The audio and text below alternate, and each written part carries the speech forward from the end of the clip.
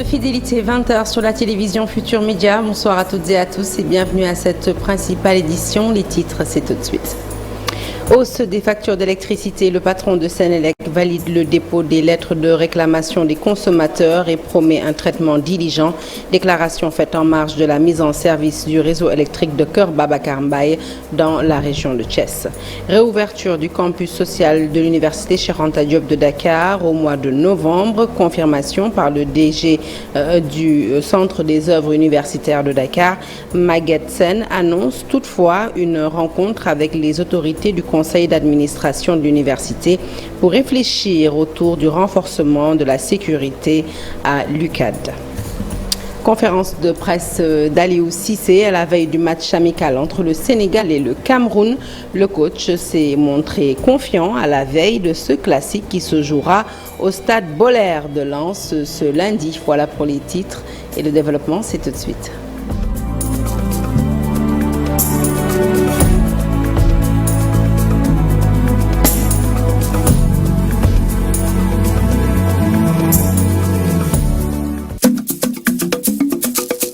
Bonsoir à toutes et à tous. Un journal que nous ouvrons donc tout de suite avec le directeur général de la Senelec qui, en marge d'une cérémonie de mise en marche du réseau électrique du village de Keur Babacar Mbaye, s'est expliqué sur la hausse des factures Woyofal et la grogne des consommateurs. Pape Mademba Bitèye s'est montré favorable au dépôt des réclamations des usagers et promet diligence dans le traitement de ces réclamations. Nous l'écoutons au micro de Cheikh Anta Diop et Saïla. Bon, nous les avons reçus parce que je dis que nous sommes une mission de service public. Et lorsque nous avons des clients qui sont nos clients et qui constituent notre raison d'être, formulent des réclamations, le minimum c'est de pouvoir recueillir ces réclamations. Nous avons bien échangé. Aujourd'hui, nous avons retenu que l'ensemble de ces réclamations ou bien toutes les réclamations puissent être déposées au niveau de nos différentes agences et le traitement diligent sera fait et à l'issue de cela nous allons nous réunir, faire une évaluation. Nous avons tenu une bonne séance d'explication où ils ont compris les prérogatives et les limites de Senelec. Et je pense qu'aujourd'hui ça a été nécessaire. Maintenant pour le reste, nous allons continuer les échanges et la concertation parce que nous avons l'obligation d'écoute de notre clientèle et ça je pense que nous allons avancer là-dessus et c'est une bonne chose qu'on puisse se comprendre de cette manière. Et le directeur général de Senelec s'est exprimé en marge de la mise en service électrique du village de Keur Babacar Mbaye, un village situé dans la commune de Fandène. Cela faisait 10 ans que les populations de ce village attendaient ce moment. Senelec annonce dans la foulée l'électrification prochaine de plus de 2000 villages sur toute l'étendue du territoire national. Cheikh Anta Diop et Saïla Tir. Keur Babacar Mbaye, dans la commune de Fandène, les populations vivaient dans les ténèbres. Le village n'avait pas d'électricité, ayant accueilli il y a 10 mois Madame la secrétaire générale du Trésor américain pour le lancement du programme de l'électrification de 2000 villages. Les 3000 habitants du village viennent de bénéficier de l'électricité. Une satisfaction du maire de Fandène. Sortir des ténèbres pour entrer dans la lumière. C'est un bonheur immense qui nous envahit. Ceci nous amène à remercier Son Excellence, Monsieur le Président de la République. Situation nouvelle, réalité nouvelle, aspiration nouvelle, la vie au village va complètement changer grâce à cette électrification, nous dit le représentant des populations. Nous avons un village à fort potentiel d'emploi et l'agriculture en fait partie. Avec l'électricité, nous pouvons installer des pompes pour pratiquer l'agriculture. Les jeunes tailleurs qui étaient à Thiès peuvent encore revenir au village. Le directeur général de la Senelec, porteur du projet, a exprimé toute sa satisfaction. Tous les Sénégalais ont droit à une facture d'électricité et c'est ce que nous venons de montrer. Et vous avez vu l'enthousiasme des populations d'accéder souvent à la lumière. Et je suis satisfait d'entendre tout ce que les populations ont dit de ce que l'électricité va leur amener. Selon Pape Mademba Bitèye, plus de 2000 villages seront électrifiés et l'accès universel à l'électricité à l'horizon 2025 est une réalité. Nous restons avec Sénélec qui va également se déployer dans la région de Kaffrine où l'accès à l'électricité donne du fil à retordre aux autorités locales. La Société nationale d'électricité promet l'alimentation prochaine de 11 localités dans les départements de Birkelane, Kaffrine et Koungheul. La fourniture et l'extension du réseau sont également envisagées. Ndayawa Bey et Mamgor Wilan nous font le point. Qu'est-ce qui se passe? Nous avons besoin d'électricité à quantité et à qualité. Un débat qui s'est exacerbé durant cette période de chaleur. L'accès à l'électricité reste une forte demande de la population du Ndoukoumane. Nous sommes 15 villages. Il y a que 3 qui ont écouté Azer et Guerra. 21 gros villages. C'est une zone plus parfois. Et pour régler ce problème qui hante le sommeil des populations, la Sénélec rassure que 11 villages, quartiers et communes de la région de Kaffrine vont bientôt être électrifiés. Une initiative du projet d'amélioration de l'accès à l'électricité au Sénégal. Il s'inscrit dans une dynamique globale aujourd'hui du gouvernement du Sénégal, notamment dans le plan Sénégal émergent, où il est prévu aujourd'hui un programme d'accès universel. Donc à l'horizon 2025. Le projet d'amélioration de l'accès à l'électricité au Sénégal va contribuer à l'extension et à la densification du réseau électrique de la région. Il a pour rôle d'étendre aujourd'hui les localités qui ont déjà du courant et aujourd'hui de renforcer pour disposer d'une meilleure qualité de service au service des populations. Et aussi nous avons noté les préoccupations. Des améliorations sur le coût, la qualité et la main-d'œuvre locale sont entre autres les plaidoyers des autorités locales lors de ce comité régional de développement. L'actualité politique à présent avec cette rentrée parlementaire mouvementée. Le nouveau bureau de l'Assemblée nationale a été constitué sur fond de contestation entre élus de Yewwi Askan Wi et de Taxawu, faisant perdre ainsi des postes aux camarades de Birame Souleye Diop. Un épisode qui vient rajouter une couche sur le clash entre ces deux camps de l'opposition. Mamadou Fall revient sur les conclusions de ces travaux. La rentrée parlementaire 2023 est marquée par la démission de 14 députés du groupe Yewwi Askan Wi, des démissions qui ont comme conséquence la redistribution des postes. Yewwi Askan Wi s'est retrouvé avec 2 au lieu de 3 concernant les postes de vice-président, idem pour ceux des secrétaires élus. Yao, qui avait 2, se retrouve avec un seul. Abambaye de Taxawu perd ainsi son poste. Yewwi Askan Wi a également perdu le poste du deuxième questeur, hérité par Benno Bokk Yakaar. Ce qui fait, pour les vice-présidents, Benno Bokk Yakaar obtient 5 postes, le PUR un seul, de même Wallu et Pastef. Pour les secrétaires élus, Benno Bokk Yakaar a 4 postes, Pastef 1, Wallu également 1. Les 2 questeurs reviennent à Benno Bokk Yakaar. Les bureaux des commissions permanentes seront constitués dans les prochains jours. Je vous l'annonçais en titre, le campus social de l'université Cheikh Anta Diop de Dakar va rouvrir ses portes au mois de novembre. Annonce faite par le directeur général du Centre des œuvres universitaires en marge d'une cérémonie de remise de fournitures aux écoles de Malicounda. Maguette Sène signale toutefois une rencontre avec le conseil d'administration de l'université pour discuter des mesures à prendre dans le but de mieux sécuriser justement l'UCAD. Nous l'écoutons, il s'exprime avec Matidien et Mamadou Gueye. Le campus social va ouvrir très bientôt. Donc, mais au préalable, il y a des conditions quand même que nous voudrions discuter avec les étudiants, avec le corps professoral, puisque vous savez que le 1er juin a été une date mémorable dans l'histoire de l'université. Des violences sans précédent, des saccages. Donc, il va falloir quand même, avant de réouvrir, que l'on puisse en tout cas discuter des conditions de sécurité, des conditions d'accès, des conditions d'hébergement. En tout cas, toute action allant dans le sens d'apporter la paix sociale au sein du campus. On veut discuter de ces questions-là, avoir un consensus fort autour de cela et certainement après cela, on va très bientôt ouvrir. Oui, ça va se faire pour cette année universitaire 2023-2024. Nous avons dépensé 20 millions de francs CFA pour l'acquisition de fournitures et de matériel didactique destinés aux enseignants. Habituellement, c'est l'enveloppe que nous dépensons à l'endroit de nos écoles élémentaires et des écoles maternelles aussi. Je crois que les années précédentes, on a eu à leur doter de fournitures. À chaque fois qu'on donne les fournitures scolaires, on donne des ordinateurs portables aux meilleures écoles. Cette année, on a choisi les 10 meilleures écoles et on a donné des ordinateurs portables aux directeurs de ces écoles-là. Depuis qu'on a commencé à mettre en avant cette motivation, on a vu que les résultats ont beaucoup évolué. Et toujours dans ce domaine, l'association My Medina School qui s'engage en faveur de l'éducation. Au-delà de 50 enfants parrainés chaque année, l'association appuie près de 24 écoles un peu partout au Sénégal. Des fournitures scolaires et frais d'inscription sont octroyés à des élèves et aux établissements sélectionnés. L'école Nago Samb de la Médina fait partie des écoles accompagnées. Je vous propose d'écouter tout de suite Mangone Cham. Il est président de l'association et Mohamedou Siradji Ibra, directeur de l'école Nago Samb. Ils s'expriment tous les deux au micro de Chertidiane Diaw. Entre 2015 et maintenant, on est passé d'une école de 315 enfants. Là, on en a 24 un peu partout au Sénégal et on va aider 5500 enfants cette année.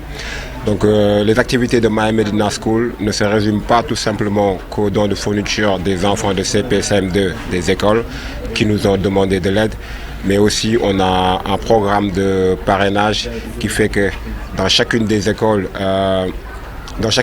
qu'on aide le meilleur élève de l'école, le meilleur élève de primaire qui part au CM2, qui part au lycée autant pour moi. My Medina School lui trouve un parrain qui nous fait un don de 65 000 francs, donc 100 €.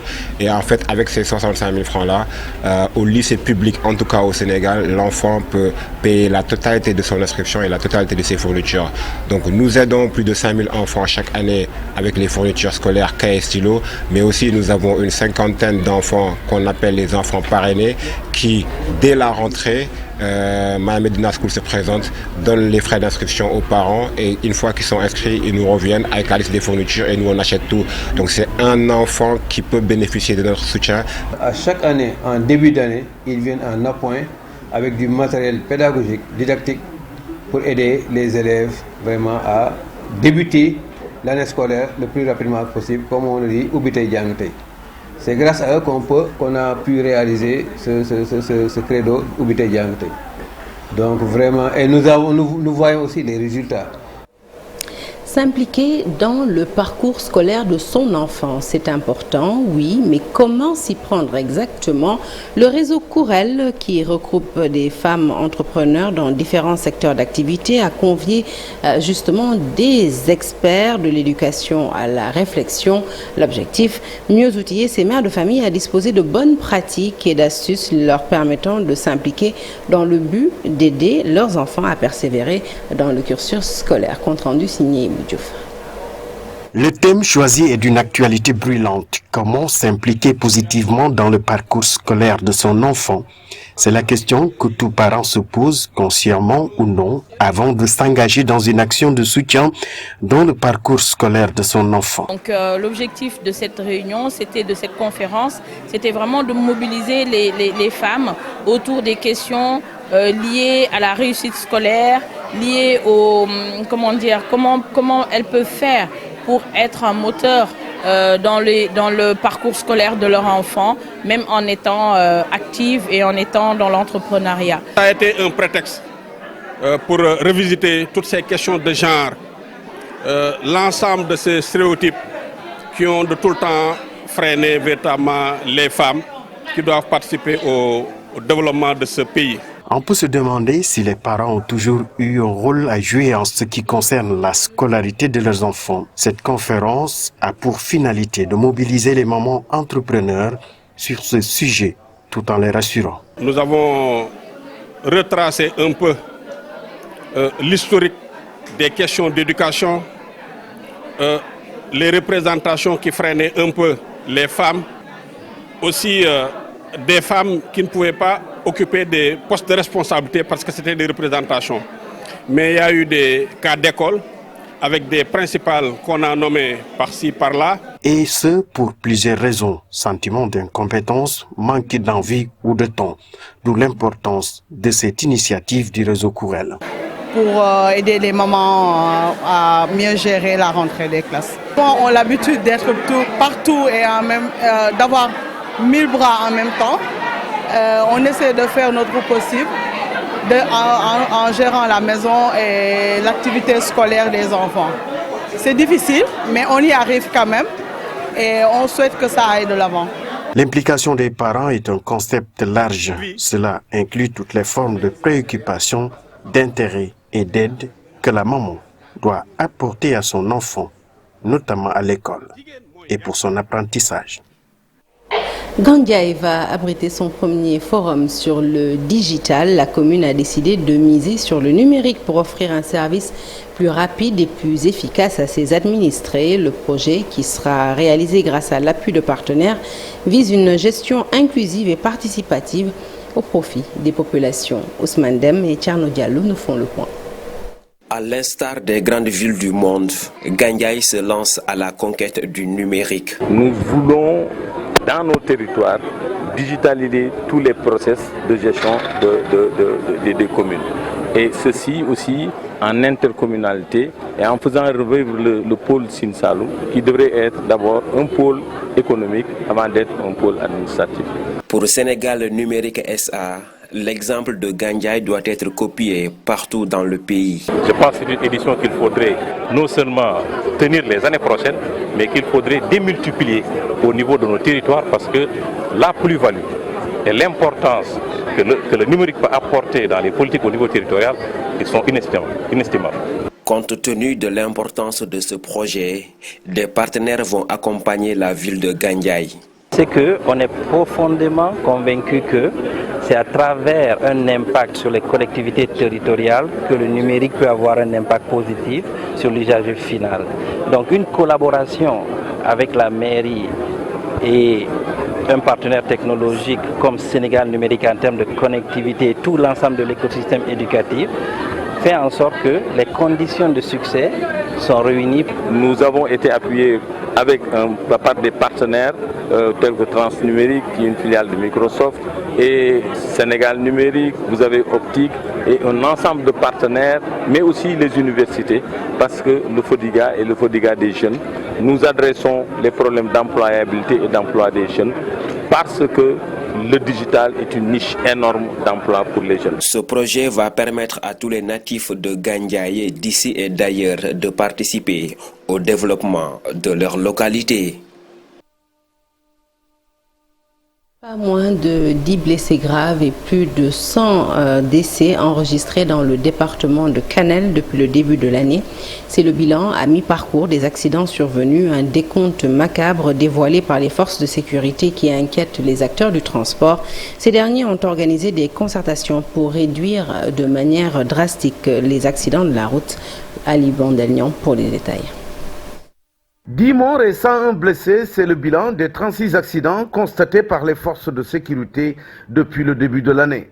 Dégradation des routes à l'intérieur, surtout dans les zones du Dandemayo et du Ferlo, et la responsabilité des conducteurs justifie bien cette série d'accidents dans le département de Kanel. Face au phénomène, le regroupement départemental des transporteurs de Kanel a appelé à une journée de concertation sur le sujet. Sénégal tout entier, nous avons constaté aussi que dans le département, il y a une récurrence des accidents de la circulation. Depuis le mois de janvier, nous avons répertorié 36 accidents de la circulation au total, faisant 10 morts. Donc c'est une situation inquiétante qui demande des mesures urgentes pour mettre un terme à ce fléau. Et parmi les mesures, bien sûr, il y a la sensibilisation. Et cette journée est justement organisée pour faire un plaidoyer, pour sensibiliser les acteurs, les conducteurs surtout. Des transporteurs qui dénoncent également le manque de considération de la part des autorités gouvernementales pour parvenir au renouvellement du parc automobile. Il y a la vétusté du parc automobile, c'est vrai, mais comme l'a dit tout à l'heure le présentateur, 90% des accidents sont imputables au comportement humain. 90%. Actuellement, il y a une nette amélioration quand même des axes routiers, des routes au niveau du pays. Mais le parc aussi a indexé. Parce que nous voyons des défaillances au niveau des pneumatiques des véhicules qui causent également un nombre important d'accidents. Donc autant en tout cas d'aspects qu'il convient aujourd'hui de comprendre en vue de prendre les mesures qu'il faut. Il y a déjà les mesures prises par le gouvernement, les 23 mesures de sécurité routière, mais le défi c'est l'application sur le terrain. Et cette journée est également l'occasion de sensibiliser également tous les acteurs, mais aussi d'exhorter les forces de défense et de sécurité à en tout cas plus d'efforts et d'engagement. Plus de responsabilité et de vigilance sur nos routes, c'est la principale recommandation de cette journée de concertation tenue à Kanel. Bonne nouvelle pour les populations de Kédougou et plus particulièrement celle de Niokolo. Fini les évacuations sanitaires à bord d'engins de fortune. La société Nogamine vient de doter la commune d'une ambulance médicalisée et ce n'est pas tout. Des lots de fournitures scolaires ont été remis aux parents d'élèves pour alléger les charges de la rentrée des classes.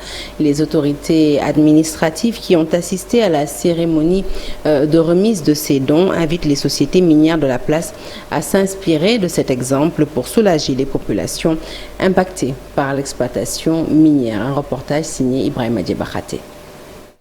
À défaut de l'application effective de l'arrêté 022-261 du 26 juillet 2022 portant répartition de la dotation du fonds d'appui et de péréquation aux collectivités territoriales, des initiatives commencent à voir le jour allant dans le sens d'accompagner les populations impactées de ces exploitations minières. L'exemple de Tamba Noumouya avec Nogamine dans la commune de Tomboronkoto en est une parfaite illustration. 2366 élèves répartis dans 12 écoles de la commune de Tomboronkoto et villages environs vont bénéficier de fournitures scolaires, dont 39 élèves primés qui auront des kits scolaires complets. L'octroi de 23 permis de conduire aux jeunes. 70 attestations au groupement de femmes formées par Nogamine.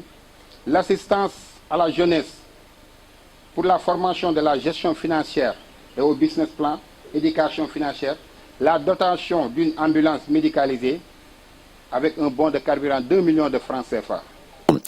Cette initiative, vivement saluée par les autorités administratives, a été une occasion pour inviter les sociétés de la place à s'inspirer de ce bel exemple de Nogamine. C'est aussi une occasion d'appeler les autres sociétés minières présentes ici, dans la localité, de prendre exemple sur Nogamine. Au-delà de ces actions ponctuelles, l'application effective de l'arrêté portant répartition de la dotation des fonds d'appui et de péréquation pourrait mieux accompagner les collectivités bénéficiaires. L'actualité sportive à présent avec le sélectionneur des Lions, Aliou Cissé, en conférence de presse ce dimanche à Lens, à la veille du classique Sénégal-Cameroun qui se jouera au Stade Bollaert. Ce sera ce lundi soir à partir de 18h30 GMT. Ce match a-t-il un goût particulier quand on sait que le Sénégal et le Cameroun feront partie de la même poule lors de la CAN 2023? Eh bien, je vous en dis pas plus. Réponse du coach tout de suite. C'est un match de préparation pour nous.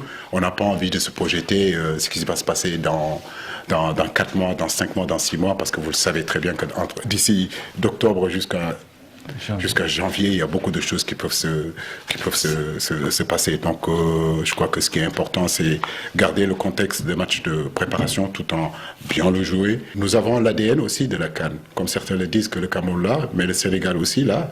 Nous sommes au rendez-vous nous sommes présents au grand rendez-vous aussi. Les grands rendez-vous, le Sénégal n'a jamais déçu. Quand c'est important, nous savons préparer les matchs. Et c'est ce qu'on a toujours fait depuis pratiquement 9 ans, 10 ans. Quand c'est important, nous les préparons. Et souvent, quand on les prépare, on fait de notre mieux. Et souvent, on n'a jamais déçu. Donc... Fin de ce journal, merci de l'avoir suivi. L'actualité se poursuit sur toutes nos plateformes digitales. Excellente de suite des programmes en notre compagnie. Bon début de semaine à toutes et à tous.